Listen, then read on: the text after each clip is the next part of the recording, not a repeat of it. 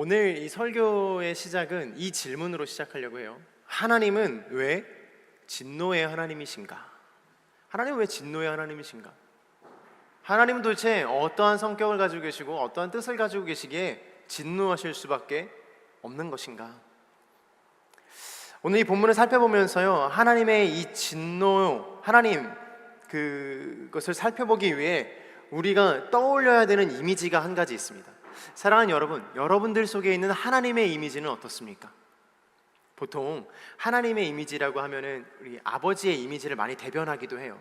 그러니까 나의 아버지와, 그러니까 생부 아버지와 어떤 관계를 맺고 있느냐에 따라서 하나님과의 관계도 유사하게 나타날 때가 많아요. 그래서 내가 아버지에 대한 이미지가 두렵다면 실제 내가 만나는 하나님에 대한 이미지도 두렵기 마련이에요. 그러니까 내가 생부의 아버지가 굉장히 친근하고 친구 같은 아버지라면 우리 하나님의 이미지도 친근하고 다정한 하나님의 모습을 발견할 수 있죠. 유사한 그 경향을 좀 띱니다. 근데 그럼에도 불구하고 우리 하나님에 대한 이미지는 사랑의 하나님이나 은혜의 하나님이나 혹은 긍휼의 하나님, 그리고 우리를 도우시며 우리와 함께 하시며 우리를 극진히 사랑하시는 하나님에 대한 이미지가 우리의 생각과 우리 마음 가운데 강하게 들어있죠. 그렇지 않습니까? 하나님을 생각하실 때 사랑의 하나님이 먼저 떠오르시는 것은 어쩌면 당연한 일이기도 합니다. 주님은 사랑이시니까요. 사랑 그 자체이시기 때문이 그렇죠. 그런데 어쩌면 우리가 하나님에 대해서 하나만 알고 둘은 모르는 거예요. 착각을 하고 있는 거 있을 수도 있습니다. 하나님의 다양한 모습이 있지만 우리가 하나님께 우리가 바라는 모습을 하나님 앞에 기대하고 있는지도 모르겠어요. 어쩌면 하나님 앞에 우리가 바라는 모습으로 강요하고 있는 건 아닌지 모르겠어요. 내가 생부의 아버지가 너무나도 친근하고 친구 같고 사랑을 주는 아버지이기 때문에 하나님께서도 좀 그렇게 해주셨으면 좋겠어요 라고 이야기하시는 분들도 있을 수 있을 거고요. 생부의 아버지가 너무 무섭기 때문에 하나님은 무섭지 않았으면 좋겠습니다 라고 이야기하는 분들도 계실 수 있을 것 같아요. 성경은요, 하나님의 사랑에 대해서 이야기하고 있는 게 맞죠. 성경 전체의 이야기는 하나님의 사랑에 대한 이야기입니다. 그러나 다른 한 가지의 하나님께서 우리에게 주시는 약속과 계획을 말씀하고 계십니다. 복음은 구원의 기쁨과 회복의 소식이면서 동시에 죄와 악에 대한 심판이 있을 것이다 라는 메시지를 제가 지난 설교 때 했었습니다. 뭐라고요? 다시 한번 읽어볼까요? 이 문장을요. 시작. 구원의 기쁨과 회복의 소식이면서 동시에 죄와 악에 대한 심판이 있을 것이다 라는 메시지. 그러니까 복음이 좋은 소식이에요. 너무나도 행복한 소식, 우리를 구원하실 것이라는, 너 이제 구원받을 거라는 행복한 소식, 그 믿음, 예수 그리스도로 주라 시인하기만 하면 주님을 믿고 다시 살 것이라는 너무나 놀라운 메시지이기도 하지만, 그럼에도 불구하고 죄와 이 심판에 대해서도 약속하고 계시다라는 거예요. 그 이유는 무엇인가? 하나님께서는 거룩하시지만 우리는 거룩하지 않기 때문이에요. 우리는 결국 마지막에 천국의 문 앞에 서서 하나님께서 너는 어떤 삶을 살았니? 라고 질문하실 텐데 우리는 그 질문에 답변해야 되거든요. 누구누구야, 그러니까 진기라고, 제가 이름이 이진기지 않습니까? 진기야, 너는 나중에 천국의 앞에 가서 주님께서 저에게 진기야, 너는 어떤 삶을 살았니? 너 목사로서의 삶을 잘 살았니? 라고 이렇게 물어보실 거예요. 그러니까 하나님의 심판대 앞에서 자신의 죄를 한번 고백해 보세요. 잘한 것과 못한 거 한번 이야기해 보세요 라고 주님께서 이야기하실 것 같아요. 잘 살았습니다, 못 살았습니다, 잘 산 것 같은데요? 좀 못 살았습니다. 대충 이렇게만 말하고 끝날 것 같습니까, 여러분? 거기 그 심판대 앞에서 지옥과 천국이 갈라지는 그 심판대 앞에서 단순히 그냥 한두 마디로 여러분들의 인생을 정리하실 수 있으시겠어요? 잘은 몰라도 수많은 이야기들을 주님 앞에서 하지 않겠습니까? 우리가 아무 말도 못하고 막 우물쭈물하고 계실 때 우리보다 우리를 더 잘 아시는 하나님께서 이렇게 말씀하실 것 같아요. 그때에는 왜 예수님 믿지 않았니? 그때에는 왜 예수님을 떠나서 그렇게 행동했니? 너의 삶에서는 예수님은 언제 가장 중요했니? 그때의 그 작은 순간에 너가 예수님의 이름을 말해줬으면 난 참 좋았을 텐데 여전히 너는 예수님의 이름을 말하지 않더구나. 너가 그 어려운 순간에 예수님을 꼭 기억했으면 내가 그것으로 말미암아 세상을 하나님의 나라로 돌이키게 하는 역사를 시작했을 텐데 너는 여전히 나의 이름을 말하지 않더구나 라고, 혹시 주님께서 이렇게 말씀하시면 대답할 수 있는 게 아무것도 없을 것 같다라는 생각이 드는 거예요. 나보다 나를 더 잘 아실 거 아니에요. 너무나도 어려울 것 같아요.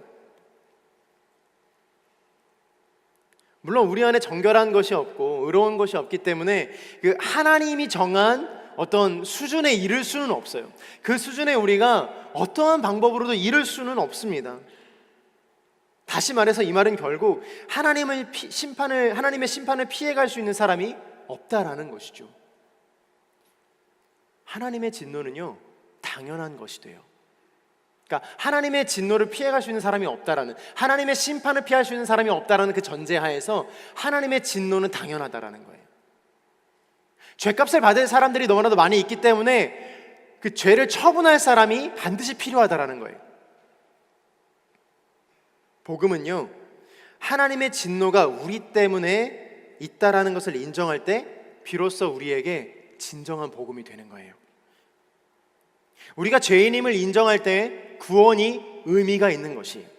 내가 하나님이 정말로 진심으로 절실하게 필요하다라고 고백을 해야 주님께서 우리의 인생 가운데 주님의 절실함을 통하여서 나타내 보여주시는 것을 알 수 있다는 거예요. 환자가 자기의 이 병을 인정하고 치료를 받기를 원하는 시점부터 병원에서의 치료가 시작되거든요. 그 누구도 환자를 억지로 가져다가 치료를 시키지 않아요. 치료를 하다가도 환자가 나 이제 그만 치료하겠습니다 라고 말하면 의사는 할 수 있는 게 아무것도 없어요. 사랑하는 여러분, 병을 키우지 마십시오. 우리의 죄악도 마찬가지고 우리의 심성도 우리의 성품도 마찬가지예요. 우리가 하나님 앞에서 나를 고쳐주십시오라고 우리 스스로를 주님 앞에 내어드려야만 주님께서 우리 인생 가운데 오셔서 우리 인생을 치료하기를 시작하신다라는 것이죠. 너무나도 뻔한 이야기를 하고 있는 것입니까? 다시 한번 우리의 마음을 진솔하게 한번 돌아다 보십시오. 여러분들은 예수님이 필요하십니까? 여러분들 하나님의 도우심과 여러분들 하나님의 은혜가 필요한 삶을 살고 계십니까? 하나님의 진노의 때를 예정하셨고 우리는 그 진노의 때에 심판받을 수밖에 없는 존재인데 그 진노를 피할 방법을 요한계시록을 통해서 계속 알려주고 계시는 거예요. 저는 개인적으로 요한계시록 이제 빨리 끝났으면 좋겠어요. 너무나도 힘든 이 묵상의 시간들과 이 어려운 해석의 시간들이 빨리 지났으면 좋겠어요. 개인적인 거죠. 근데 제 개인적인 거를 넘어서서 주님은 여러 번 반복해서 말씀하셔도 부족하신가 봐요. 요한계시록이 끝날 때까지 계속 말씀하시는 거, 계속해서 반복해서 말씀하시고 있지 않습니까? 우리의 인생도 주님께서 찾아오셔서 계속해서 반복하여 말씀하고 계시고 있는 것이에요. 그러므로 사랑하는 여러분, 진노의 하나님이 원망스러운 것이 아니라 나의 인생 가운데 심판이 있다라고 말씀하시는 주님이 원망스러운 것이 아니라 오히려 진노 중이라도 긍휼을 잊지 마십시오라고 말씀한 하박국 선지자의 그 고백처럼 우리 인생 가운데 주님 진노 중이라도 우리를 잊지 말아 주십시오라고 기도할 수밖에 없는 저와 여러분이 되기를 축복합니다. 할렐루야. 진노하실 수밖에 없는 하나님이신 거예요.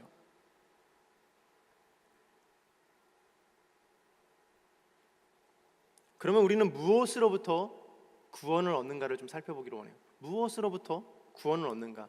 첫 번째, 죄와 사망의 권세로부터 구원을 얻는 것이죠. 이건 당연한 이야기일 것입니다. 우리의 죄의 값을 우리의 죽음으로 청산받아야 되는데 예수님이 대신 십자가 지심으로 그 죄를 다시 지시고 십자가 지신 것을 믿음으로써 우리는 구원을 얻게 되어 있죠. 그러니까 죄에서의 그 구원, 죄의 값이 사망인데 사망하지 않고 다시 부활할 수 있는 은혜, 거기로부터 구원을 받는 게 맞습니다. 그러나 두 번째 중요한 것이 있습니다. 마지막 때에 임할 하나님의 진노로부터 우리는 구원을 받아야 된다라는 것이에요. 이것이 가장 중요한 것입니다. 결국 예수님의 십자가 사건을 통해 우리는 하나님의 진노로부터 우리가 구원받아야 된다라는 거예요. 그러니까 죄에서 구원받는 것도 맞지만 하나님의 진노로부터로 구원을 받아야 된다라는 거예요. 그분의 거룩함과 공의에 따라 이 세상을 심판할 날이 반드시 오게 될 텐데, 그리고 그 날이 진노의 날이라고 불려질 텐데 당신은 거기서 구원을 받겠느냐라는 것이죠. 진노의 하나님이라는 말은 진노 중에라도 멈추어 서며 도리어 한 사람이라도 더 구원하시기 위한 하나님의 선하심을 나타내고 있는 것이죠.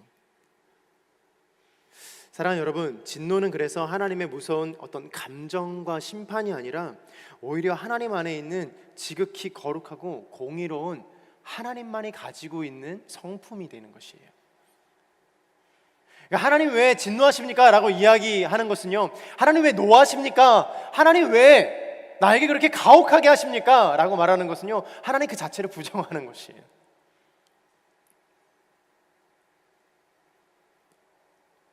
그렇다면 이제 우리는 하나님의 그 진노와 심판을 기다리며 마지막 때에 하나님의 진노로부터 구원을 받기 위해 스스로 기도하며 중보하며 우리를 구원해 주실 주님을 기다려야 되는 것이죠.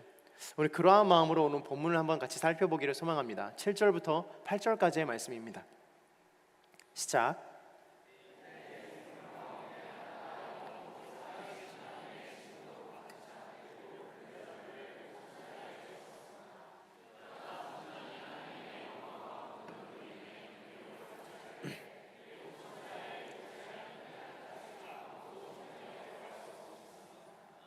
네. 한번 따라해 주시겠어요? 중간에 들어갈 수 없습니다. 중간에 들어갈 수 없습니다. 올림픽 선수의 그 선출 과정은요, 이 대회 시작 2년 전부터 좀 준비가 된다고 해요. 실력을 갖추고 자격을 갖춘 사람들을 모으고 예선전을 치른 후에 최종 엔트리를 제출하게 되는 거예요. 그 사람이 올림픽에 출전하게 되는 것입니다. 중간에 들어가는 사람이 있을 수가 없는 거예요. 중간에 갑자기 내가 잘한다고 해서 갑자기 뛰어나가서 선수로서의 역할을 할 수 없다라는 것이죠. 요즘 야구 좋아하세요, 여러분? 혹시 야구 좀 좋아하시는 분 계세요? 제가 요즘 야구를 좀 보기 시작했는데 야구를 저는 하는 거는 별로 안 좋아해요. 야구는 좀 어렵더라고요. 던지는 것도 좀 어렵고 다 어려운 규칙들이 있는데 저 야구장을 되게 좋아해요. 왜 좋은지 아세요? 거기서 치킨 먹는 게 그렇게 좋아요. 거기서 치킨을 먹고 있으면 너무나도 행복해요. 그 푸르른 잔디 보면서 막 공 치면서 옆에 사람 와 하면 와 또 치킨 먹고 콜라 마시고. 요즘에는 가보신 분 있으실지 모르겠는데 삼겹살 구워주는 좌석도 있다 하더라고요. 가보신 분 혹시 계세요? 아직 우리 안 가봤으면 한번 가봐요. 제가 준비해 볼게요. 삼겹살을 구워서 먹는 그런 자리도 있더라고요. 야구 경기가 단순히 스포츠를 하는 것 이상으로의 어떤 그런 행사, 좋은 의미로서의 그런 것들이 있는 것 같아요. 근데 이정우 선수가 요즘에 굉장히 핫하죠. 말도 안 되는 것 같아요. 일단 잘생겼어요. 말도 안 되게 잘생겼어요. 자매 여러분 한번 검색해 보세요. 그런 남자 만나게 되기를 축복합니다. 이럴 때만 아멘이 좀 큰 것 같은데, 근데 진짜로 잘생겼어요. 근데 이 사람이 잘생기기만 했으면 인기가 그렇게 많지 않았을 텐데 플레이도 너무나 잘하는 거예요. 이 사람이 이 바람의 손자라는 별명을 가지고 있는데 아빠가 이종범 선수인 거예요. 이종범 선수가 바람의 아들이었거든요. 그러니까 바람의 아들이가 바람의 손자로 별명이 지어진 거죠. 그 날고 긴달은 그 괴물들만 존재하는 그 NLB에서 정상급의 선수로 활동하고 있어요. 근데 그 어린 시절을 좀 보면요, 이 사람이 이종범 선수에게 혹독한 멘탈 훈련을 받았대요. 그리고 고등학생 때는요, 매일 야간에 남아서 200타 이상을 연습했대요. 끔찍하지 않습니까? 매일 남아서 야간 자율학습하듯이 남았는데 200타 이상 연습하고 아빠가 그 옆에서 이렇게 지켜보고 있는 거예요. 아빠가 이종범 선수인데 저는 견디지 못했을 것 같아요. 아니, 저희 아버지는 민간인이세요. 목사는 아닌데요, 저희 아버지가 이렇게 앞에 앉아있고 제가 만약에 설교를 하고 계속 저를 보신다 그러면 저는 진짜 설교 못할 것 같거든요. 한때 시대를 풍미했던 이종범 선수라는 그 대단한 사람이 자기 아버지고 아버지가 보는 앞에서 계속 200타 이상의 연습을 했다라는 것이에요. 프로에 입단하게 되고 NLB에 가서도 각고의 노력을 합니다. 이게 무슨 말이냐면요, 어떠한 위대한 선수의 탄생도 중간에 갑자기 생기지 않는다라는 거예요. 중간에 될 수 있는 것은 존재하지 않는다라는 거예요. 올림픽도 마찬가지고 야구 선수도 마찬가지고 축구 선수도 마찬가지고 한 사람도 예외 없이 정해진 길을 가야만 하는 것들이 있어요. 하나님께서 정해놓으신 방법이 있다라는 것이요, 똑같은 거예요. 정류장을 떠난 버스를 세울 수 없는 것처럼, 사랑하는 여러분, 지나버린 세월을 되돌릴 수 없는 것처럼, 떠나버린 옛 여인을 아무리 그리워하지만 돌아오지 않는 것처럼, 웃으시는 분들 축복합니다. 우리의 때와 시기는 참으로 중요해요. 돌이킬 수 없는 것들이 있고, 내가 아무리 하고 싶다고 해서 할 수 있는 것들이 있지 않다라는 것이죠.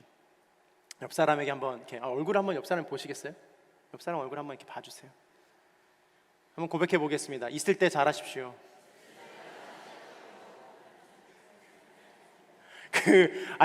있을 때 있을 때 잘하십시오라 그랬지 왜 그게 토닥이면서 서로에게 잘하십시오. 네, 너무 중요한 것 중에 하나인 거죠. 하나님과의 관계도 마찬가지인 거예요.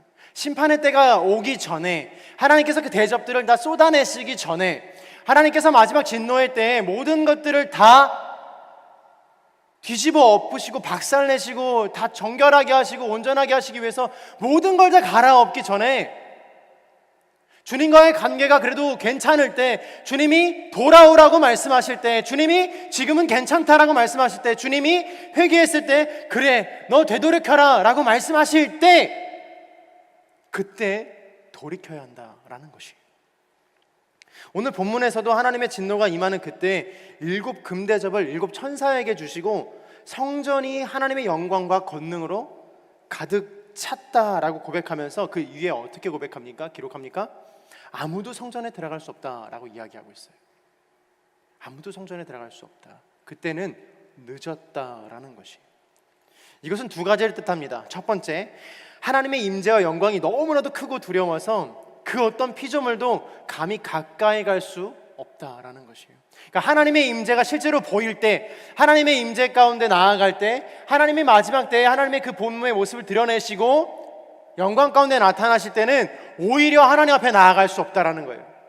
지금 보이지 않기 때문에, 지금 알 수 없기 때문에, 지금 하나님께서 우리에게 보이지 않는 마음으로 믿어라라고 말씀하실 때는 하나님 앞에 갈 수 있지만, 하나님이 실제로 나타나셔서 이 세상의 권세와 마지막 때 주님께서 나타나셔서 심판하실 때는 오히려 하나님 앞에 나아갈 수 없다라는 거예요. 제가 어제 그 중보기도팀과 기도원을 좀 다녀왔어요. 되게 재밌는 좋은 경험이었는데요.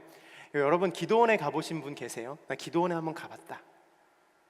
몇 분 계시네요. 네. 그 기도원에 가는 기도원에 가는 문화가 사실 우리의 이 청년의 때에 잘 없죠.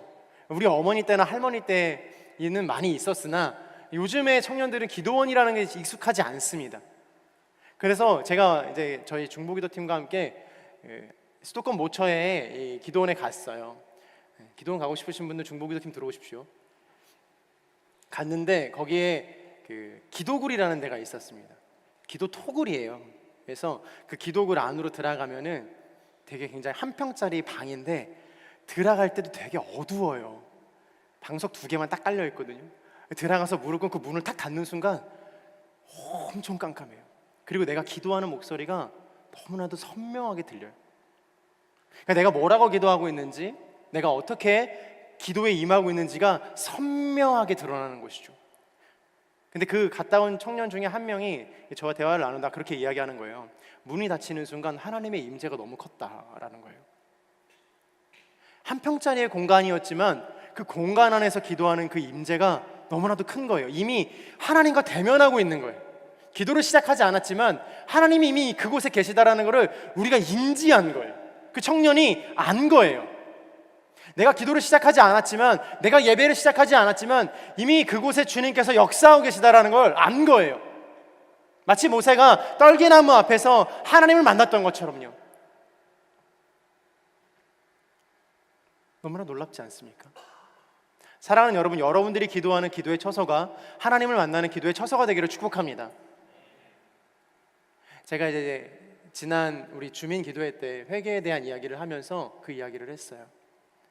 우리의 회개를 방해하는, 우리의 기도를 방해하는 많은 것들이 있어요. 넷플릭스가 될 수도 있고, 유튜브가 될 수도 있고, 핸드폰이 될 수도 있고,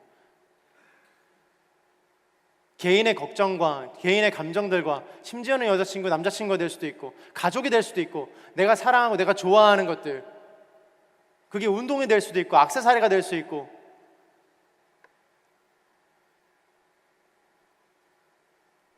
나의 회개를 방해하고 내가 주님 앞에 나아가기를 방해하는 것들이 무엇이 있는지 여러분들 한번 적어보십시오. 얼마나 많겠습니까? 근데 그 기도굴은 그런 것들이 아무것도 없는 거예요. 들어가자마자 그 공간이 어두운 곳이었음에도 불구하고 핸드폰을 켜는 순간 핸드폰의 불빛이 너무나도 밝아서 제가 뒤집을 수밖에 없었어요. 주님의 존재는 그런 거예요. 주님의 존재가 너무나도 커서 그 어떤 것이라도, 자그마한 죄악이라도 그 앞에 가져갈 수조차 없는 거예요. 하나님이 거룩하시기 때문에 죄악에 대한 진노와 심판이 있을 것이라는 것, 사랑하는 여러분, 그때에는 중보도 소용없고 기도도 소용없고 회심도 소용없으며 그 모든 시간들이 이제는 끝났고 하나님의 오래 참으심도 이제 끝나는 것입니다. 하나님이 감정적으로, 야, 너 그래, 끝까지 너 믿지 않았구나, 너는 끝까지 크리스천으로 살아가지 않았구나 라고 막 화를 쏟아내는 것이 아니라, 이제는 어쩔 수 없구나, 이제는 내가 진노를 시작할 수밖에 없다, 내가 이제는 심판을 시작할 수밖에 없다 라고 이야기하시면서 그 진노의 대접을 쏟아내기 시작하시는 것입니다. 사랑하는 여러분, 믿으시는 분 아멘 하시기 바랍니다. 그 대접이 시작하기 전에, 그 진노가 시작하기 전에 하나님으로 돌아오게 되기를 축복합니다. 여러분들의 인생 가운데, 우리의 인생 가운데 하나님이 여전히 여기 심장 가운데 뛰고 계시다라는 것을 꼭 깨달으시기를 축복합니다. 두 번째는요, 성전의 문이 닫혔다라는 것은 7 재앙이 모두 끝나고 세상이 완전히 정결하게 될 때까지 다시 하나님 앞에 나아갈 수 없다라는 것이에요. 본문에서 이야기하는 이 성전에 들어갈 수 없다라는 말은 최후의 심판을 통해 악한 것이 다 제거되고 나서야 하나님 앞에 다시 설 수 있다라는 거예요. 그러니까 중간에 내가, 하나님 잘못했습니다, 하나님 내가 이제는 돌이키겠습니다, 하나님 내가 이제는 그 죄악을 반복하지 않겠습니다, 하나님 내가 이제는 하나님 정말 잘 믿겠습니다 라고 아무리 이야기해도 하나님이 그 심판을 마치실 때까지 다시 하나님을 만날 수 없다라는 것이죠. 요한계시록은 그때가 오기 전에 너가 주님을 만났으면 좋겠다, 그 구원을 경험했으면 좋겠다라고 이야기하는 거예요. 하나님의 심판은 그 임재가 압도적이며 장엄할 것 같아요. 제가 상상이 되지 않을 정도로 또 매서울 수 있을 것 같아요. 사랑하는 여러분, 그때가 이르기 전에, 그 7 대접이 쏟아지기 전에, 성전의 문이 닫히기 전에 우리가 주님을 온전히 알고 믿어 구원에 이르게 되기를 축복합니다. 우리가 주님을 만나게 되기를 축복합니다. 나의 인생 가운데 주인 되신 주님을 입술로 고백하여 나의 신앙으로, 나의 믿음으로 나의 주님이시다 고백하는 믿음이 저와 여러분 가운데 있게 되기를 축원합니다. 여러분들의 삶의 재질을 바꾸십시오. 이제는 바꾸십시오. 주님의 진노가 1절부터 4절, 16장 1절부터 4절까지 임하게 됩니다. 우리 1절부터 4절까지 좀 길지만 한번 같이 읽어보도록 하겠습니다. 시작.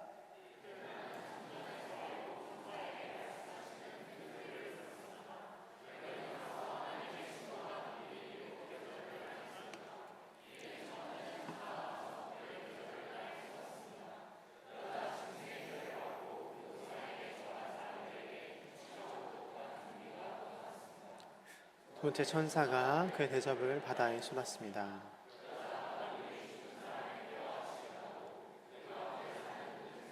읽었습니다.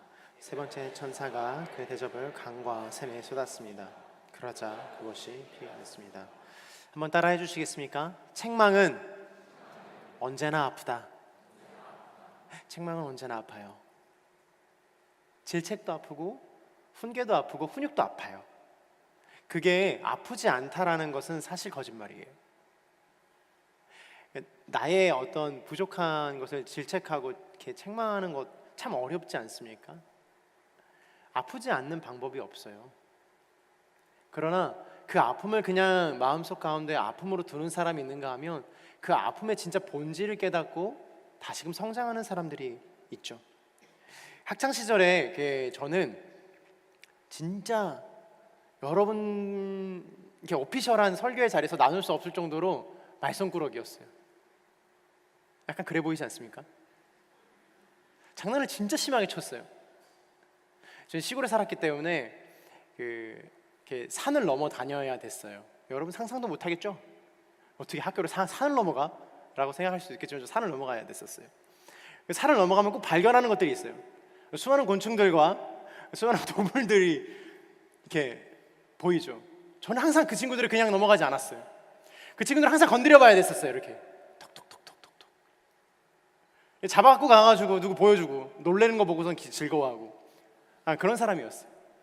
담임선생님한테 한번 보여줬다. 담임선생님 진짜 너무 놀라셔가지고 정말 엄마 불러간 적도 있어요. 저희 아들이 너무 장난이 심합니다. 죄송합니다. 어머니 이렇게 고백할 수밖에 없었죠. 늘 선생님이 혼이 나기도 했어요. 저 고등학교 때는요 이 장난이 도가 너무 지나쳐서 이러면 안 되는데 칠판에다가 원을 이렇게 그려놓고 뒤에서 분필을 던져서 관역 맞추기 놀이를 했었어요. 충격적이죠? 너무 비웃는 거 아닙니까? 저는 그 정도로 정말로 사고 뭉치였던 것 같아요. 자유를 얻은 대학생 이유는 어땠을까? 말도 못했죠. 더 심했습니다. 어떻게 이렇게 돌아오게 됐는지는 수련회 오시면 알려드릴게요. 그랬는데 그 시간들 속에서 너무나도 이렇게 질책받고 책망받는 그 시간들이 너무나도 저에게 가슴 아픈 시간들로 다가오는 거예요. 회사에 들어가면 업무를 받다가 질책을 받기도 하고 실수라도 조그만 거 하나를 하게 되면 너무나도 자책하는 저의 모습을 발견하게 되었어요. 제가 잠깐 회사 생활을 한 적이 있거든요. 한 6개월 정도 회사 생활을 했어요. 저 여러분들의 마음을 그래도 조금이나마 이해할 수 있어요. 물론 비할 바는 못 되겠지만 신우에도 좀 경험해왔고 그 직장 상사의 갈굼이 어떤 건지 약간 멀리서나마 이렇게 보게 됐어요. 이러면서 별것도 아닌 일 가지고 혼이 나면 막 자존감이 무너져 내리는 거죠. 비교를 당하기 시작하면 내 마음이 막 너무나도 무너져 처참하게 막 다 갈기갈기 찢어지는 거예요. 마음이 무너집니다. 나는 왜 그럴까 고민하고 자책하며 반복되는 실수들이 우리가 일어날 수 없도록 해요. 똑같은 일을 다시금 겪고 싶지 않다라는 생각을 합니다. 근데 사랑하는 여러분, 그게 어디에서도 일어나는지 아세요? 신앙의 영역에서도 일어납니다. 신앙생활을 하다가 내가 신앙의 어떤 실패를 경험하거나 내가 결정했고 결단했던 것들이 이루지 못했을 때 그게 마치 나의 실패처럼 다가오고 나를 정죄하고 판단하는 것처럼 느껴질 때가 있다는 거예요. 사랑하는 여러분, 그러지 않게 되기를 축복합니다. 계속해서 도전하여서 하나님께서 말씀하시는 그 성화의 과정까지, 그 높은 위치에까지 올라가게 되는 저와 여러분 되기를 축복해요. 포기하지 마십시오. 우리는 그 모든 그 과정을 겪고 있는 거예요. 그래서 잠언에서는요, 책망을 이렇게 이야기합니다. 잠언 9장 8절에서 9절까지의 말씀을 세 번역의 버전으로 함께 봉독해 보겠습니다. 시작.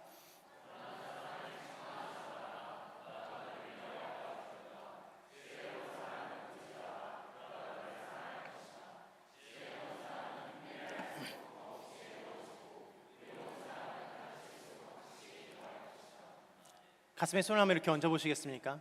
따라해 주시겠어요? 나의 영혼아, 하나님의 훈계를 즐거워할지어다. 아멘.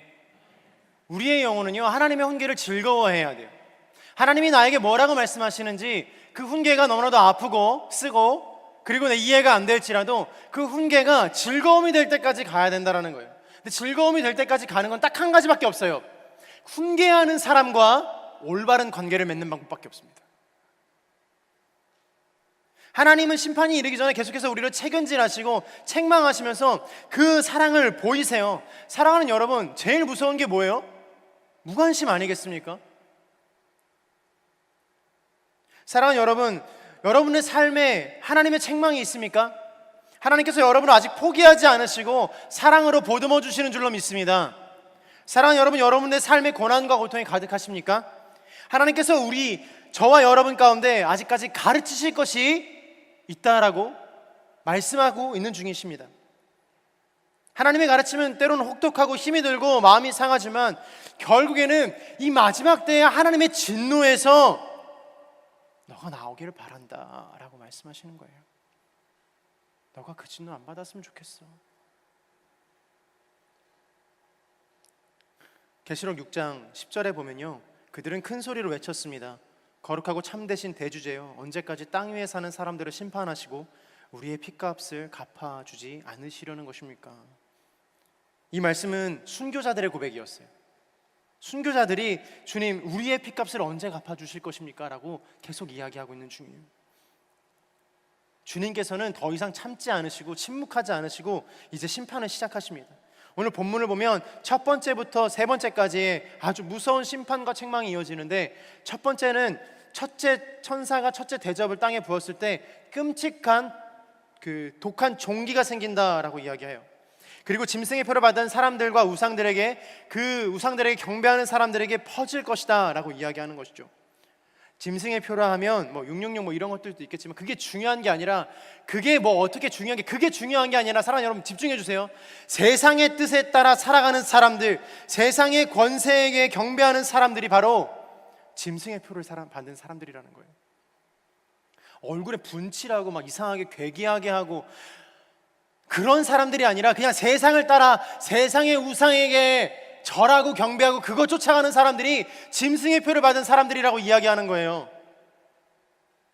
결국에는 하나님의 진노를 피할 수 없게 되는 것이고, 그때 중요한 것은 하나님께서 자기 백성과 우상 숭배했던 사람들을 구별하여 심판하시겠다라는 거예요.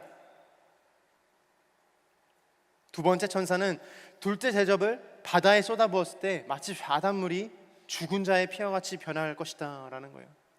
저는 이 장면을 볼 때 너무나도 충격적이었어요. 여러분, 잉크 한 방울을 물에 떨어뜨려 본 적 있어요? 한 방울 정도는 물이 얼마든지 정화시킬 수 있어요. 근데 일정 수준 이상을 짜는 순간 그 물이 완전히 변하지 않습니까? 바다를 생각해 보세요. 바다가 핏물이 될 때까지 피를 쏟아부으려면 도대체 얼마나 많은 핏물을 쏟아부어야 될까요? 마지막 때에 하나님을 대적하는 사람들이 그렇게 많다라는 거예요. 마지막 때 하나님을 등진 사람들이 그렇게 많다라는 거예요. 마지막 때의 진노의 재앙을 피할 수 없는 사람들이 여기에서도 나올 수 있다라는 거예요. 저도 예외가 아닙니다. 모든 생물이 죽고 말 것이고, 하나님께서 직접 창조하신 창조의 세계가 완전한 타격을 받아서 모든 것이 다 죽을 것이다 라고 이야기하고 있어요. 어떤 것도 살아남지 않을 것이다 라고 이야기하고 있는 것입니다. 여러분 기억하세요? 그 나팔 재앙을 보면 3분의 1만 죽이라고 이야기하고 있었어요. 근데 이 지금 7 대접에서는 모든 것이 다 죽을 것이라고 이야기하고 있습니다. 완전 이 재앙은 전면적이고 치명적이에요. 더 이상 하나님의 용서와 재앙, 하나님의 그 자비가 재앙 가운데 보이지 않는 거예요. 나의 인생의 밑바닥을 경험하신 분들, 내가 정말 지금 밑바닥이다. 죄송하지만 여러분, 땅굴이 있어요. 그걸 제가 경험했어요. 아, 주님, 저의 인생 진짜 밑바닥이고, 저는 신앙도 지금 밑바닥이고, 지금 신앙이나 뭐 삶이나 모든 영역 속에서 저는 지금 바닥을 치고 있어요. 근데 아니더라고요. 밑바닥이 존재하더라고요. 베이스먼트가 있더라고요. 더 내려갈 수 있더라고요. 하나님이 그냥 거기까지만 경험하게 하시는 거예요. 그것 또한 되게 은혜였다라는 것이죠. 세 번째 천사가 셋째 대접을 강들과 물의 근원에 쏟아붓습니다. 물의 근원에 쏟아부었는데 그것이 모두 피로 변했다라는 거예요. 물이 샘솟는 것은 새 것이 계속 샘솟는 것이에요. 근데 더 이상 새 것이 샘솟지 않는 거예요. 인간이 살아갈 수 있는 방법이 전무한 것입니다. 우리의 생명의 근원인 물조차 이제는 더 이상 마실 수 없게 되는 거예요. 여러분들이 의지하고 있었던 모든 것들, 제가 의지했었던 모든 것들, 제가 조금이나마 하나님 앞에서 주님 저는 이거 좀 잘했습니다라고 말했던 그 보잘것없는 한 가지조차도 주님 앞에 내세울 것이 없게 되는 것이죠. 16장 후반부에 보면 이러한 진노들이 감당할 수 없는, 우리가 어느 것 하나 버틸 수 없는 진노들이 계속해서 이어지고 있습니다. 사랑하는 여러분, 마지막 때에 어떻게 살아가실 계획이십니까? 우리가 이제 20대를 다 지났잖아요. 성경에는 분명히 많이 살아야 인생이 70이요 80이요 그래요. 아무리 많이 살아도 우리가 100세의 시대를 산다고 할지라도 여러분들의 인생이 저 얼마 남지 않았습니다. 아직 20살이니까 창창하다고 생각하십니까? 우리의 생명이 언제까지 보존되겠습니까?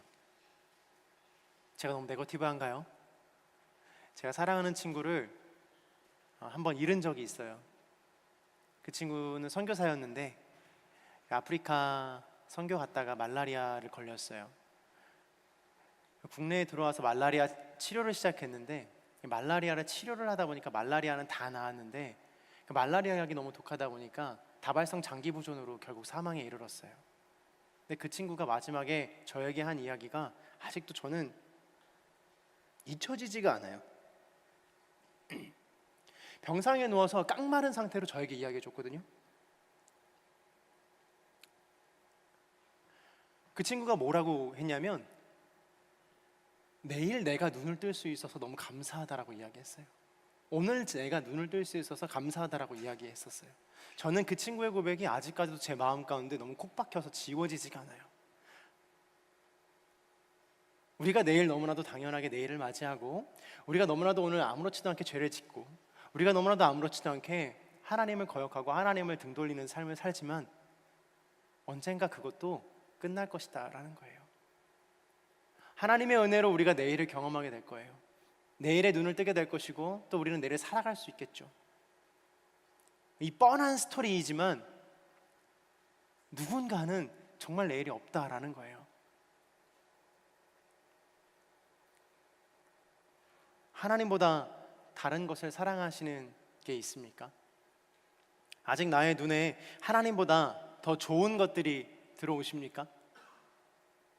물질과 쾌락과 세상에 주는 힘과 권력들, 유익들과 우상들이 계속해서 우리의 이마에 짐승의 표를 찍으려고 합니다. 사단이 너는 나의 것이야, 넌 내 거야, 너 이거 좋아하지?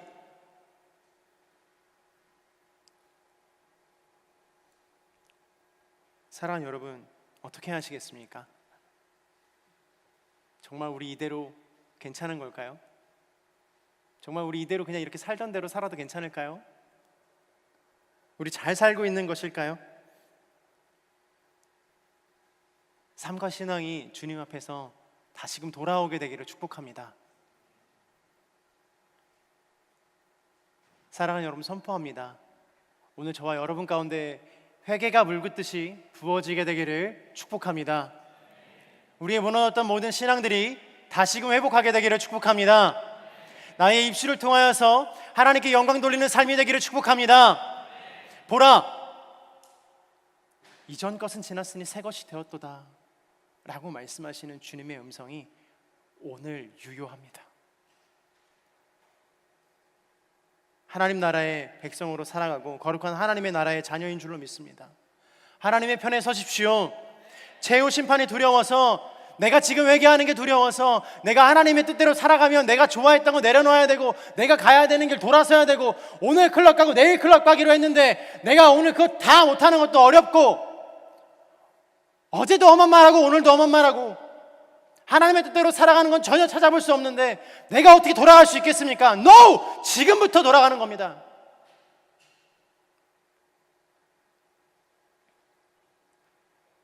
그때 주님께서 우리의 기도를 들으시고 고백을 들으시며 하나님의 제단에서 하나님을 찬양하는 사람들의 고백들이 있습니다. 7절의 말씀인데요, 함께 봉독해 보도록 하겠습니다. 시작.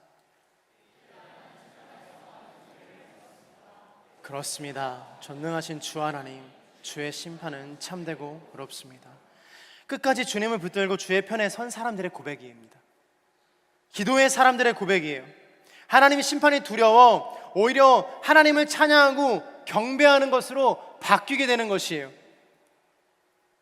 오늘날 많은 사람들은 하나님의 진노와 심판, 벌하심, 지옥, 이런 이야기들 불편해합니다. 오늘 저의 이 설교도 누군가의 마음 가운데는 불편함으로 다가올 수 있었을 거예요.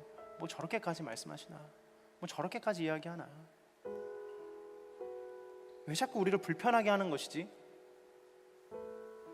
미안합니다 여러분. 천국 가는 게 그렇게 불편합니다. 그렇게 어렵습니다. 복 주시고 힘 주시는 하나님을 찬양하고 사랑에 대한 이야기를 해서 서로 사랑하고 이 어려운 세상 잘 살아가자고 하면 내가 힘들 때 힘 주시는 주님으로 만족하고, 오늘 눈물 흘리고 오늘 은혜 받고 돌아가서 새 힘 주셔서 한 주를 살아가면 좋을 텐데 왜 자꾸 어려운 이야기를 하나? 주님은 왜 이렇게 우리에게 혹독하기만 한가? 사랑하는 여러분, 요한계시록의 성도들은요, 이 하나님의 심판을 찬송하고 있어요. 하나님의 심판을 잔인하다고 말하지 않고 7절의 말씀처럼 전능하신 주 하나님, 주의 심판은 참되고 의롭습니다 라고 이야기하는 거예요. 어떻게 이럴 수 있겠습니까? 여러분, 어떻게 이럴 수 있겠냐고요? 애써서 그렇게 살았기 때문이에요.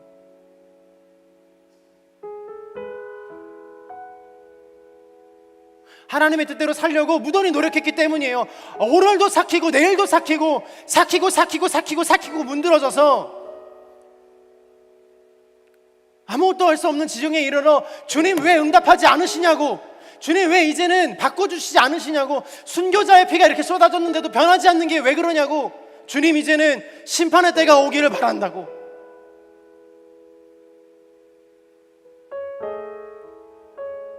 하나님의 심판을 찬양합니다라고 말할 수 있는 사람이 저와 여러분이 되기를 축복합니다. 하나님께서 행하시는 악에 대한 징벌과 심판을 통해 우리가 사는 세상이 이제는 완전하고 아름답게 다시 세워질 것이에요. 그러므로 사랑하는 여러분, 하나님의 책망이 사랑으로 느껴질 때는, 잘 들어주세요, 하나님의 마음이 느껴질 때입니다. 여러분들의 고난과 고통이 하나님의 사랑으로 느껴질 때는 비로소 그제야 하나님이 사랑의 하나님이시구나라는 걸 알게 될 때인 거예요. 그리고 더 나아가서 오늘 요한계시록 16장 7절의 고백처럼 그분을 찬양하고 그분을 높이게 되는 거예요. 주님, 내가 이 상황 속에서도 주님을 찬양할 수 있는 사람이 되게 하여 주옵소서. 주님 앞에 영광 돌리는 사람이 되게 하여 주옵소서. 하나님, 이 어려운 상황 가운데, 이 참혹한 시대 가운데, 상황 가운데 하나님 영광 받아 주시옵소서라고 고백하는 거예요. 그냥 맹목적으로 이야기하는 게 아니라 그 진실이 그 상황 가운데 하나님의 본심과 하나님의 마음이 느껴지기 때문에 할 수밖에 없는 것이죠. 죄악이 만연하고 악이 득세하는 것 같아도 결국 하나님의 심판대 위에서 모든 불의가 사로잡히고 주의 성도들은 살아남아 주님을 찬양하게 될 줄로 믿습니다. 오늘도 정의와 공의를 위하여 우리를 책망하시나 그러나 사랑으로 품어주시는 하나님 앞에 큰 감사와 찬양의 박수를 올려드리십시다.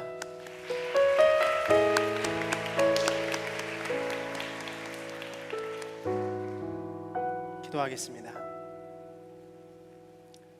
이 시간 우리 기도할 때 시간이 많지 않아서 여러분 오래 기도하지는 못할 것 같은데 이 시간 그 자리에서 한번 일어나 보시겠어요? 우리 집중하며 기도합시다.